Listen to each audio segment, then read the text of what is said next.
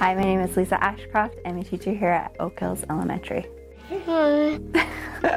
I don't know if a normal day exists. 5, 6. I love the children, first off, and I feel very passionate about Essential Elements and these kiddos. Essential Element students are students with significant cognitive challenges and often physical disabilities as well. I just want people to understand that these kids are valuable members of our community, and they can learn and they can make progress, and they are an asset to our school environment.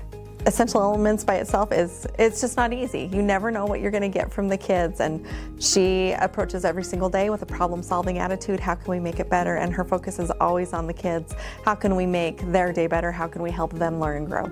I hope I have a positive attitude. I think I complain a lot, but I keep coming back and keep trying, and I always hope that I have the attitude of it may not be perfect, but we're getting there, and progress is slow, but we're making progress. She knows how to use humor to lighten the situation. She comes in with a positive attitude, and she just comes in loving these kids every single day. We're 6. Every day is a new day. You have to come in with that fresh start attitude. Like, you can have a hard day, but then the next day you have to just come back and start again and just love the kids. If we could clone Lisa, we would. You gotta have a tough skin, I guess.